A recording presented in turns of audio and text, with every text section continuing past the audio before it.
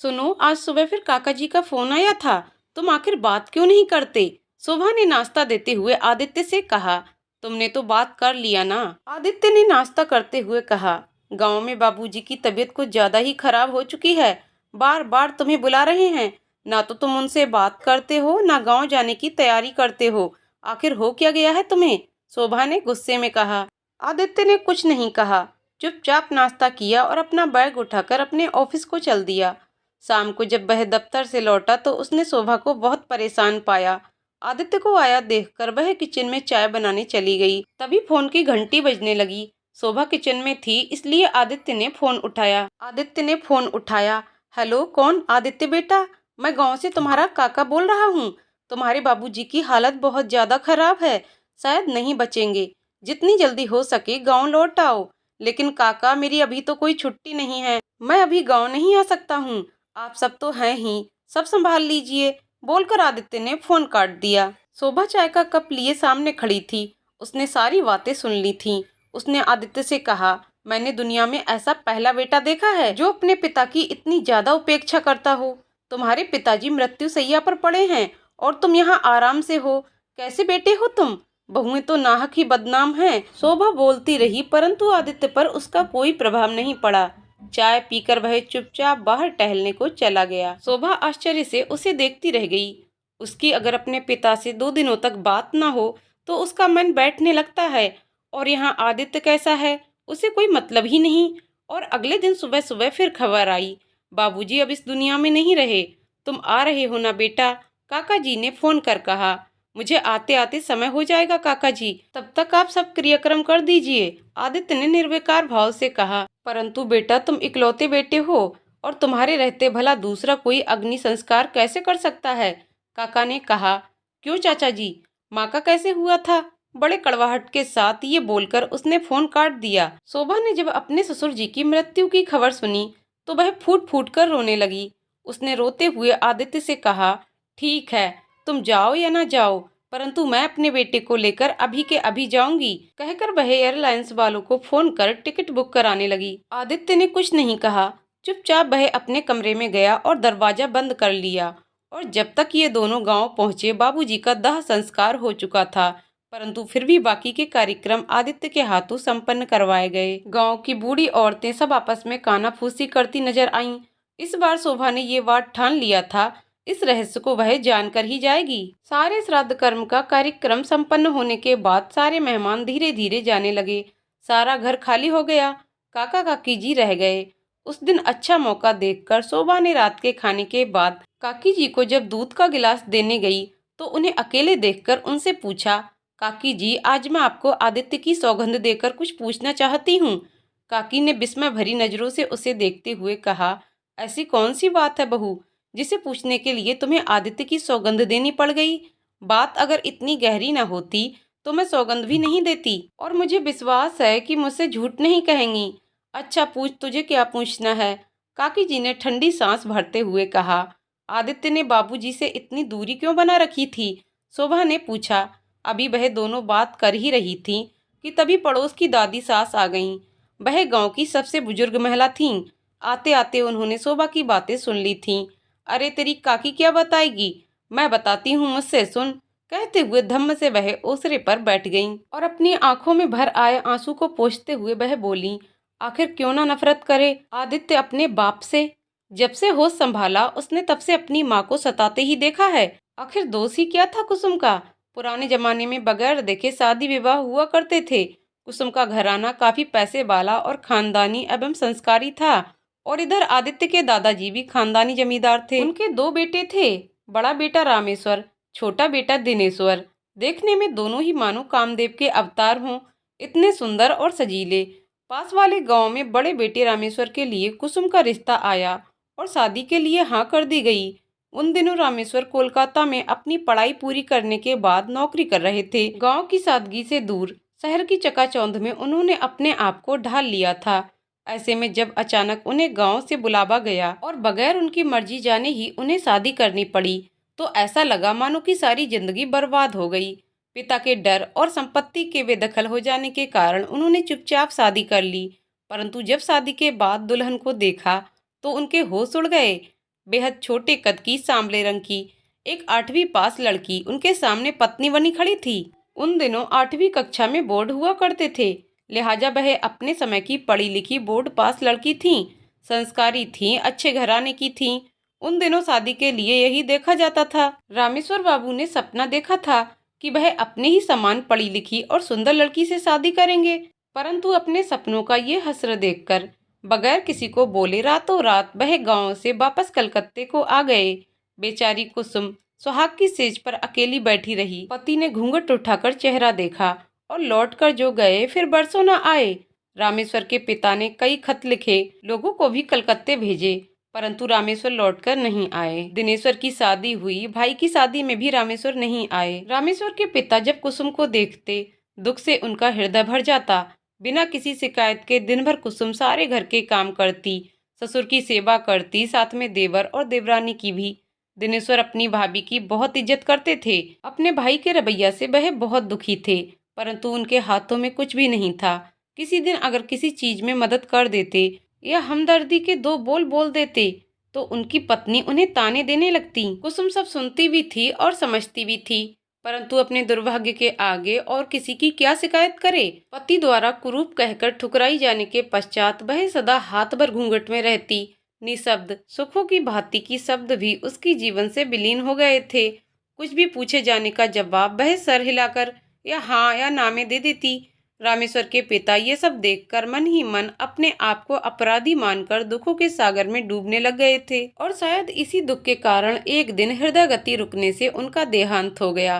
रामेश्वर जी को कोलकाता खबर की गई, साथ ही उन्हें लेने को गांव से कुछ लोग भी गए और उन्हें साथ लेकर आए, क्योंकि पिता का दाह संस्कार करना था। मजबूरी बस कुछ दिनों तक रामेश्वर को गांव में रहना पड़ा। क्रियाकर्म खत्म होने के बाद छोटे भाई ने कुछ दिन और रुकने का आग्रह किया, ताकि जमीन जायदाद के बारे में दोनों भाई अच्छी तरह जान लें, और रामेश्वर रुक गए। आखिर जायदाद का लालच कैसे नहीं होता। इसी बीच कुछ महिलाएं जो रामेश्वर की भाभी लगती थीं, वे सब मिलकर पकड़कर रामेश्वर को जबरदस्ती कुसुम के कमरे में बंद कर देती थीं और बाहर से ताला लगा देती थीं, और वह सब मन ही मन प्रार्थना करती कि शायद दोनों के बीच प्रेम जाग जाए और बेचारी कुसुम की तकदीर खुल जाए। लेकिन ये सब कितने दिनों तक चलता। एक दिन रामेश्वर वापस कोलकाता लौट गए और कुछ महीने के बाद पता चला कि कुसुम के पैर भारी हैं। सारे गांव वालों को बहुत खुशी हुई कि शायद इस बच्चे की वजह से रामेश्वर अपनी पत्नी को अपना ले, परंतु कुसुम ये जानती थी कि प्यार व्यार कुछ नहीं था, सिर्फ एक जिस्मानी जरूरत थी, जिसे मजबूरी में रामेश्वर को अपनी पत्नी के साथ पूरी करनी पड़ी। गर्भावस्था में भी वह बेचारी सारे काम करती और अपनी देवरानी का हुक्म बजाती। दिनेश बेचारे की पत्नी के आगे एक नहीं चलती। ऐसा नहीं था कि कुसुम के मायके वाली सारी घटनाओं को नहीं जानते थे। वह कई बार कुसुम को लेने के लिए आए, परंतु कुसुम अपने मायके नहीं गई। उसने एक पंक्ति में कह दिया कि जो मेरी तकदीर में था वही मुझे मिला, इसमें किसी का कोई दोष नहीं। आप सबने तो मेरे सुख के लिए ही मेरी शादी की थी। मैं यहाँ से अब कहीं नहीं जाऊंगी। मैं नहीं चाहती हूँ कि मेरी वजह से मेरे पिता और भाइयों का सर नीचा हो। खैर भगवान उस पर थोड़े सहाय हुए। उसने एक गोरे चिट्टे स्वस्थ बेटे को जन्म दिया। अब तो उस बेचारी को जीने का सहारा मिल गया था, परंतु उसकी देवरानी जलकर राख हो गई। गाहे बगाहे उसने कई बार लोगों के सामने ताने भी दिए कि क्या पता ये बच्चा जेठ जी का है या मेरे पति का। कुसुम का कलेजा दहल जाता, परंतु बेचारी क्या करती, सिर्फ भगवान के चरणों में अपने आंसू बहा दिया करती। प्रसूति गृह से निकलते ही उस बेचारी ने पहले की तरह घर का काम संभाल लिया।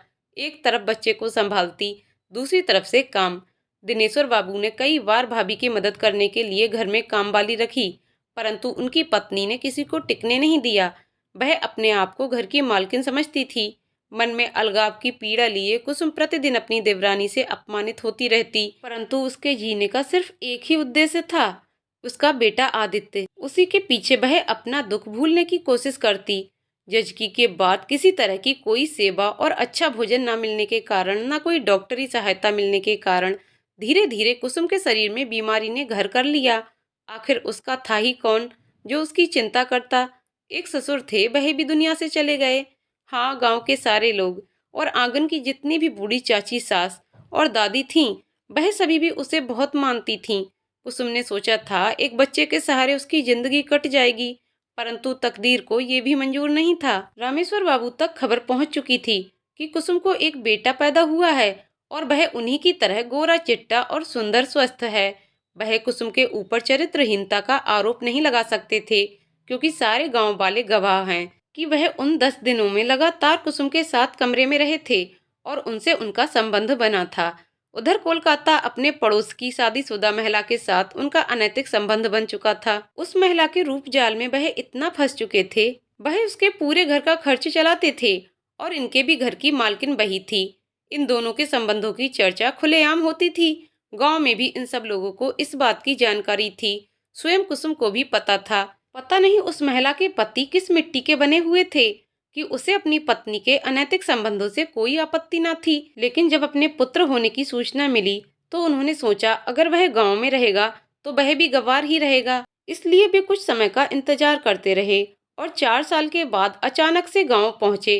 सभी गांव वालों ने और उनके छोटे भाई ने भी उनका बड़ा स्वागत किया और मन में एक आस जगी कि शायद अब वह कुसुम को अपना लेंगे। परंतु भारी दुर्भाग्य, अगले ही दिन सुबह उन्होंने अपने बेटे को लिया और हुक्म सुना दिया कि उसे लेकर वे कलकत्ते जा रहे हैं। कुसुम के ऊपर तो मानो विपत्ति का पहाड़ टूट पड़ा। जो बच्चा उसके जीवन की आस था, उसके दूर होने की कल्पना मात्र से मानो उसके प्राण निकलने जा रहे थे। रामेश्वर बाबू ने किसी की नहीं सुनी और अपने बेटे को लगभग छीनते हुए गोद में उठाकर चल पड़े।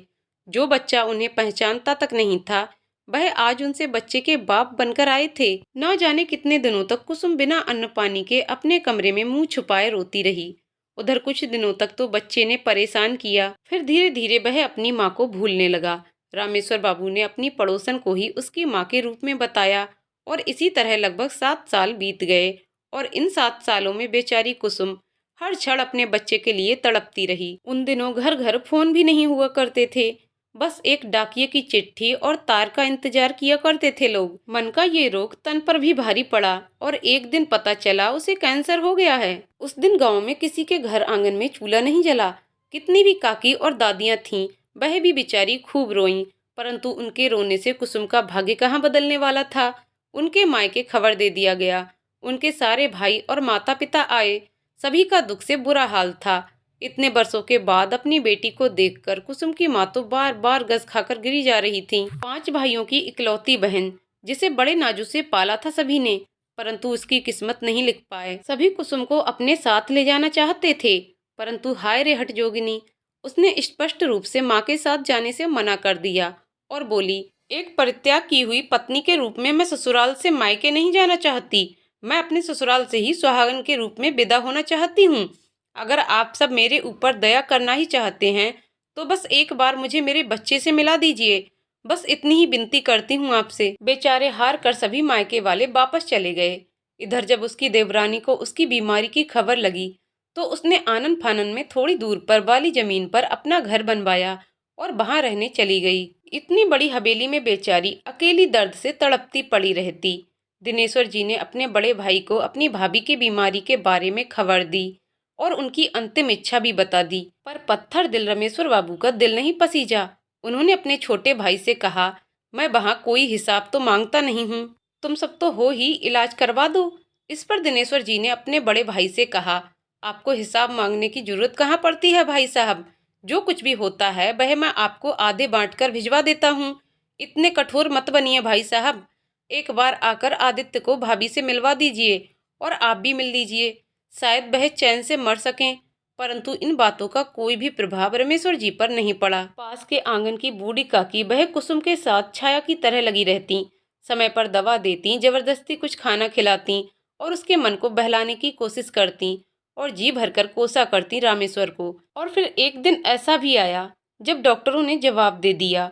उसके बाद सारे गांव वालों का और सारे रिश्तेदारों का धीरज टूट गया। कुसुम के भाई और गांव के कुछ गणमान्य लोग सभी साथ में दिनेश्वर जी को लेकर कलकत्ते पहुंचे। उस वक्त रामेश्वर जी घर पर नहीं थे।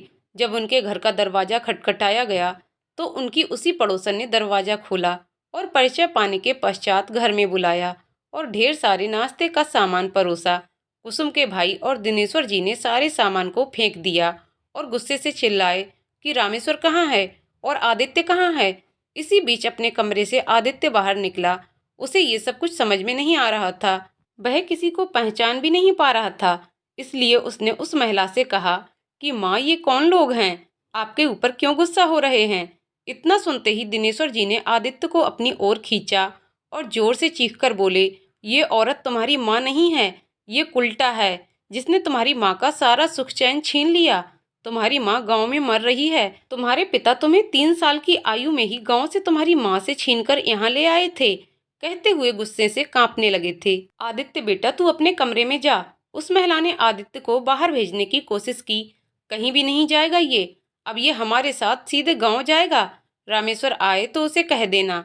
गुस्से से बाहर आते हुए गांव के मुखिया चाचा ने कहा, और हाँ, एक बात जरूर कह देना रामेश्वर से। कुसुम के भाई ने उस महिला से कहा कि अब हम उसे छोड़ने वाले नहीं हैं। हम सारे लोग मिलकर कानूनी तौर पर कार्रवाई करवाएंगे और सारा समाज, सारे परिवार, सब लोग हमारे पक्ष में बोल रहे हैं। बोल देना। आदित्य तो सकते में था। उसे आज तक पता नहीं था कि उसकी माँ कोई और है। उसने तो हमेशा माँ की जगह उस महिला को ही देखा था, अपने पिता के साथ। उसे लेकर सभी गांव आ गए। कुसुम के तो मानो प्राण लौट आए जब उसके दिनेश्वर काका ने ले जाकर उसकी माँ के सामने खड़ा किया और कहा, देखिए तेरी माँ है। क्या हालत बना दी है तेरे बाप ने। आदित्य भौचक्का सा खड़ा होकर उस हड्डियों के ढांचे को देखता रह गया जिसे सब उसकी माँ बता रहे थे। अब वह 12 साल का बच्चा था। उसे धीरे धीरे सारी बातें समझ में आने लगीं। सारे रिश्तेदार, गांव के लोग, चाची, दादी, नानी, काका, मामा, सबके मुंह से अपने माँ की दुर्दशा और अपने पिता के कारनामों को सुनकर उसका हृदय हाहाकार कर उठा। कुसुम अपने बेटे को गले से चिपकाकर खूब रोई। आज शायद भगवान को भी उसके साथ रोने की इच्छा हो आई थी और चारों तरफ से काली घटाएं आईं। धीरे धीरे आंधी और बिजली के साथ मूसलाधार बारिश होने लगी। ऐसा लग रहा था मानो प्रलय ही आ जाएगा। और ऐसे में बेचारी कुसुम आदित्य को अपने सीने से लगाए रात भर रोती रही। सुबह होने तक रामेश्वर बाबू आ गए। आते ही क्रोधित होने का ड्रामा किया, परंतु इस पूरे परिवार और गांव वालों के सामने उसकी एक नहीं चली। सभी ने मिलकर उन पर कानूनी कार्रवाई करने की धमकी दे डाली। दिनेश्वर बाबू ने अपने भाई से कहा, भाई साहब, भाभी 2-4 दिनों की मेहमान हैं, इसलिए आप और आदित्य 2-4 दिनों तक यहीं रुक जाइए। भाभी की बड़ी इच्छा है कि उसकी चिता को अग्नि आदित्य ही दे। इस पर गरजते हुए रामेश्वर बाबू ने कहा, कानूनी कार्रवाई की धमकी किसे देते हो छोटे? पल भर में ये साबित कर दूंगा कि ये बीमार और पागल औरत मेरे बच्चे को संभालने के लायक नहीं है। दिन भर गांव के सभी लोग रामेश्वर जी को समझाने का प्रयास करते रहे, परंतु उन्होंने किसी की नहीं सुनी और आदित्य का हाथ पकड़ा और खींचकर ले जाने लगे। आदित्य ने रोते हुए कहा कि पापा, माँ अब नहीं बचेगी। उनके अंतिम समय में तो मुझे साथ रहने दीजिए। लेकिन उन्होंने एक नहीं सुनी और उस भयानक तूफानी मौसम में रामेश्वर बाबू जबरदस्ती अपने बेटे को लेकर रातों रात निकल गए। कुसुम बेचारी रोती बिलखती रह गई। बेचारी बेटे के हाथ के साथ काफी दूर तक घसीटती हुई चली आई। आदित्य का हाथ पकड़े पकड़े वह रोते हुए बोली, चिता को अग्नि दे देना बेटा, उसके बाद ही जाना। परंतु रामेश्वर बाबू बेटे का हाथ खींचकर लेकर चलते बने और वह रात इतनी भयानक थी, लगता नहीं था कि सुबह भी हो पाएगी। कैंसर अपने अंतिम चरण पर था। उस पर इतना मानसिक दारुण दुख। रात भर दर्द से कुसुम तड़पती और चिल्लाती रही। बूढ़ी काकी दबा पर दबा देती रहीं और गर्म पानी से उसकी सिकाई करती रहीं। उसकी सांसें टूटने लगी थीं। उसने टूटते हुए सांसों के साथ काकी का हाथ पकड़ा और रोते हुए बोली, मेरी चिता को अग्नि मेरे बेटे से ही दिलवाना काकी, ताकि मुझे मुक्ति मिल सके। और भोर होते होते उसने दम तोड़ दिया। सभी रो रहे थे। किसी किसी ने कहा कि चलो उसे इस कष्ट से मुक्ति तो मिली। तुरंत ही भाड़े की गाड़ी पर गांव के बड़े बुजुर्ग कोलकाता निकल पड़े आदित्य को लाने के लिए। वह सब उसके घर पहुंचे और कुसुम के मृत्यु का समाचार दिया। आदित्य को साथ चलने को कहा, परंतु रामेश्वर बाबू ने आदित्य को नहीं जाने दिया। कहा, अभी 4 दिनों तक इसकी परीक्षाएं चलेंगी। परीक्षा खत्म होने के बाद हम दोनों गाँव आ जाएंगे। तब तक वहाँ छोटे हैं, वहाँ संभाल लेगा, आप सब जा सकते हैं। कहकर घर का दरवाजा बंद कर दिया। आदित्य रोता हुआ रह गया। उसके पिता के आगे उनकी एक न चली। उसकी आंखों के आगे से आज भी वह दृश्य हटता नहीं था कि कैसे उसकी माँ रोती हुई उसका हाथ पकड़े हुए कितनी दूर तक जमीन में लुढ़कती हुई आ गई थी और रोती हुई उसकी चिता को अग्नि देने की बात कर रही थी। 7 दिन के बाद रामेश्वर बाबू और बेटे को लेकर गांव पहुंचे। तब तक लगभग श्राद्ध के कर्म समाप्ति पर थे। धीरे धीरे समय बीता। आदित्य अपनी उच्च शिक्षा के लिए बेंगलुरु चला गया और वहीं उसने अपने पसंद की लड़की शोभा के साथ शादी कर ली। इधर जब धीरे धीरे रामेश्वर बाबू का पैसा खत्म हुआ, नौकरी गई, तो उसकी रखैल ने भी उससे रिश्ता तोड़ लिया। बेटा उनसे बात तक नहीं करता था। हार कर उन्होंने गाँव का रुख किया, परंतु सारे रिश्तेदार और गाँव वाले भी सभी दूर ही रहते, उनसे कोई बात तक न करता। अब दिनेश्वर बाबू तो छोटे भाई थे, इसलिए लोक लाज के लिए कभी कभार उनकी खैरियत पूछ लेते थे। कुछ दिनों तक रामेश्वर बाबू अपनी पूरी ऐंठन में रहे, ऐसा जताते थे मानो किसी रिश्तेदार और गांव वालों से उन्हें कोई मतलब नहीं और वह अपनी पुश्तैनी जायदाद पर आए हैं। खेती बाड़ी का काम तो दिनेश्वर संभालते थे, इसलिए उस काम से उनका कोई लेना देना नहीं था और घर के सारे काम वह स्वयं ही कर लेते थे। इस तरह समय बीतने लगा। अब धीरे धीरे उनका शरीर भी कमजोर हो रहा था। अपने बेटे को जब जब फोन लगाते, वह कभी फोन नहीं उठाता। उस दिन उनका मन बड़ा दुखी हुआ जब पता चला उनके बेटे ने उन्हें बिना बताए शादी कर ली है। कुछ समय बाद उन्हें पता चला कि उनको पोता भी हुआ है। उन्होंने अपने बेटे को चिट्ठियां लिखीं, फोन लगाए, परंतु किसी का जवाब नहीं मिलता और एक दिन हार कर वह स्वयं पता पूछते हुए बेंगलोर पहुंच गए। बहुत समय लग गया आदित्य का घर ढूंढने में। जैसे तैसे फोन नंबर और ऑफिस के पते के जरिए घर का पता लगाया और घर पहुंचे। घर का दरवाजा उनकी बहू ने खोला, परंतु वह उन्हें पहचानती नहीं थी। जब परिचय दिया तो आदर सहित अंदर ले गई। आदित्य जब घर लौटा तो अपने पिता को देखकर चौंक गया। उसने उनसे कोई बात नहीं की। आखिर हार कर रामेश्वर बाबू ने ही अपने बेटे को कहा, इतने बरस हो गए बेटा, ना तो तुम कभी आते हो ना बात करते हो, और तो और तुमने अपनी शादी और बच्चे की भी खबर नहीं की। आखिर मैंने तुम्हारी परवरिश में कौन सी कमी की? और ये क्या बेटा, तुम्हारे लिए एक से सुंदर एक लड़कियों की लाइन लग जाती, पर तुमने ये कैसी लड़की से शादी की जिसके साथ तुम्हारा कोई मेल ही नहीं? क्या जरूरत थी इस मद्रासन से शादी करने की?